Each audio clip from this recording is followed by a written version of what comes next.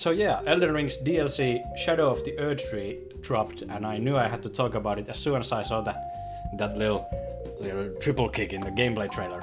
What? The DLC brought it with many new interesting weapons with beautiful movesets. We'll be looking at one specific new weapon type and how it works from a point of view of real-life martial arts. This should be pretty obvious, but Where did you go? spoilers for the DLC! To save you impatient TikTok brainrot kids your precious time, here's a timestamp to the summary. For the rest of you interested in a full analysis, let's get started. The new hand-to-hand category involves two weapons, Dryleaf Arts and Dane's Footwork, along with two Ashes of War, Palm Blast and Dryleaf Whirlwind. You get both new weapons at different points of the storyline from Dryleaf Dane, a monk from the Dryleaf sect of ascetic spiritual martial artists. Hand-to-hand is very similar to the weapon type Fist, but with a lot more kicking. And oh boy do I love that! First, let's take a look at the light and heavy combos for the Dryleaf Arts. The one-handed light string starts, pretty surprisingly, with a rising palm strike that goes into four consecutive blows from the same side. A reverse elbow, a downward roundhouse, spinning back kick, and a back fist before ending it with a spinning hook kick. That's a lot of angles and height changes. Yeah. The stances are solid, and I especially like the back-facing stance from the downward roundhouse. It invites the opponent to attack and dive straight into that back kick. That's a move I've seen used in Kyokushin karate many times.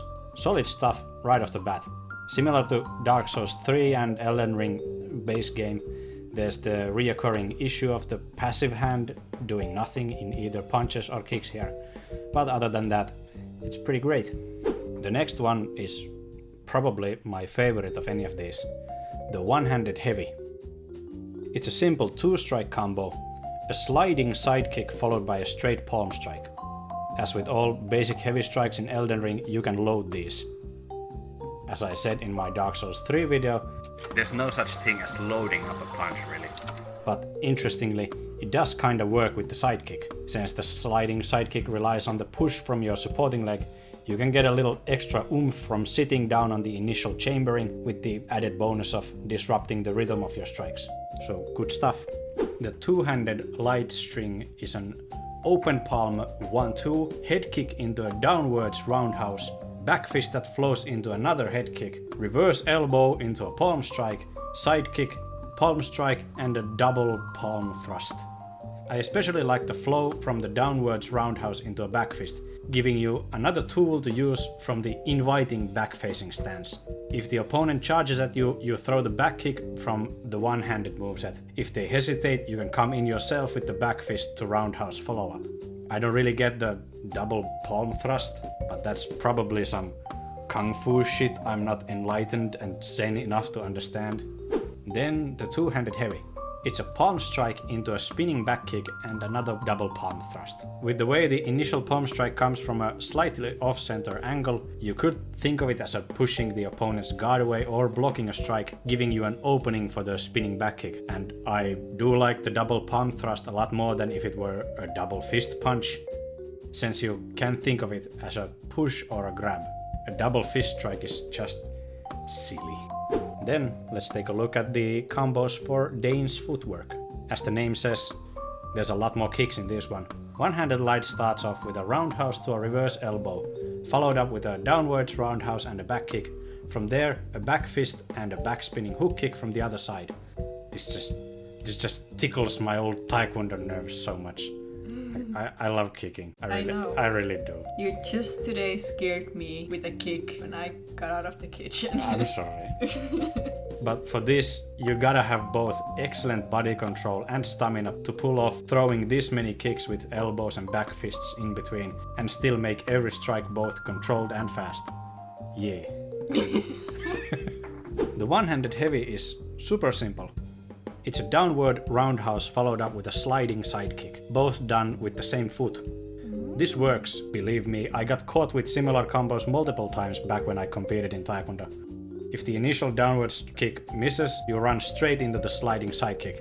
Devilishly devious. genius. Now the two-handed light combo. The light combo starts with a side kick that flows right into a hook kick without touching the ground. Then a roundhouse into a downwards roundhouse, again without touching the ground. Then a back fist, roundhouse, reverse elbow to a palm strike, side kick to a palm strike, and ends with a spinning downwards roundhouse. Sounds magical. Yeah, that's more kicking than the previous FromSoft games combined. My favorite from this combo is definitely the roundhouse to a downward kick. Usually the downward kick is called either a question mark or a Brazilian kick. Similar strikes can be found in many styles of combat sports these days, but if I understand it correctly, it came from Kyokushin, where it's called Otoshi Mawashigeri, or a downwards round kick, and it's used to go over the guard and kick either the neck or the collarbone. Sounds nasty. Nasty. Ew. The two-handed heavy is a roundhouse into a side kick, again without touching the ground, and follows up with a palm strike to something between a hook and a back kick. It's kinda unclear. The loaded one changes the first kick into a jumping downwards roundhouse, and the last into a proper back spinning hook kick. I love that the loading changes the strikes. It makes it feel like you're waiting to see the opponent's reaction and changing your tactics accordingly. The crouching, rolling, running, backstepping and jumping attacks are the same for both Dryleaf Arts and Dane's footwork. The crouching and rolling are both rising sidekick.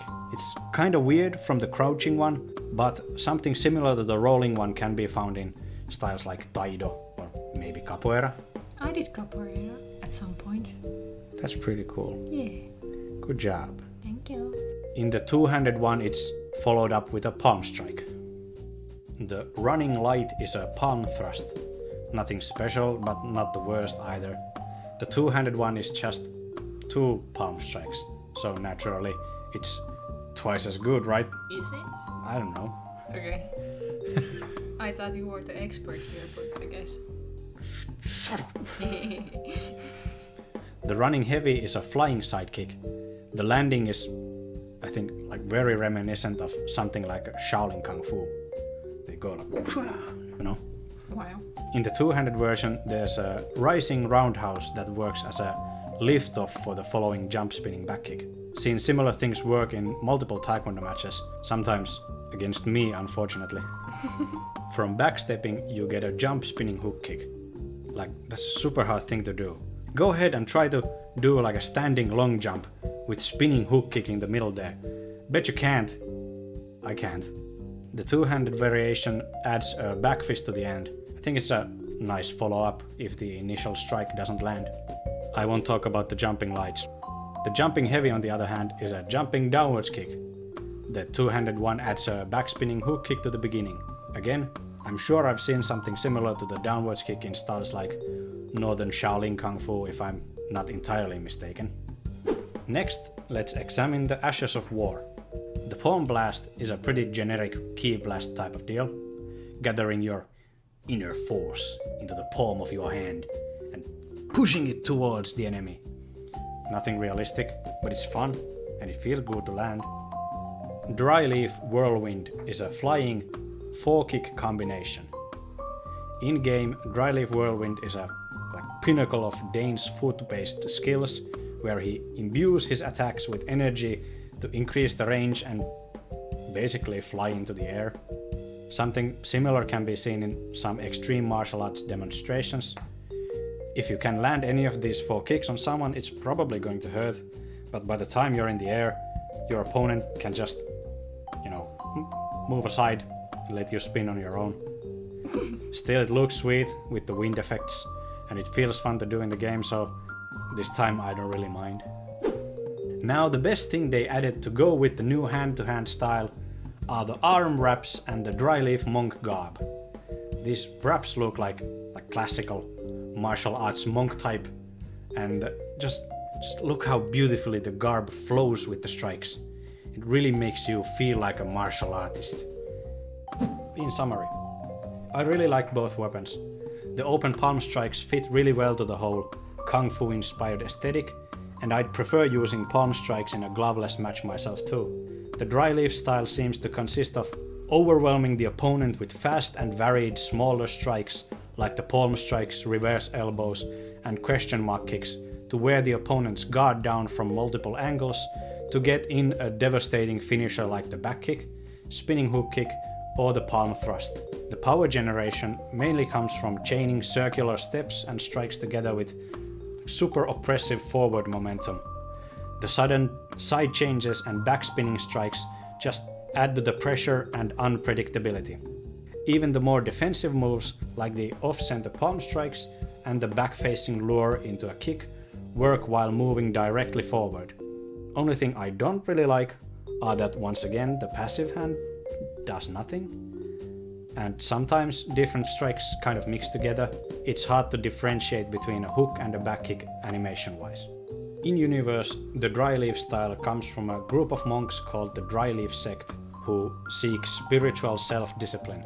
The practice of the martial art is a part of an ascetic's journey into this self-sufficient life. So the flowing, sometimes almost gliding moves, along with the energy-based powers, make sense for the style of disciplined, enlightenment-seeking monk. The kicking-based style of Dane's footwork is unique to Dryleaf Dane himself. According to the game, he acquired these skills by training with the aid of a waterfall, letting the water beat his body and throwing himself into its basin. So it's kind of like a specialized sub-style under the basic Dryleaf martial art. The real-life inspirations for the Dryleaf arts might be something like Northern Shaolin with the high-flying kicks and deep, long stances. The Shaolin warrior monks could also be an inspiration for the Dryleaf sect itself. The long kick combinations and using punches to set up kicks reminds me a lot of Taekwondo too, but I think Taekwondo makes a clearer distinction between round and linear strikes.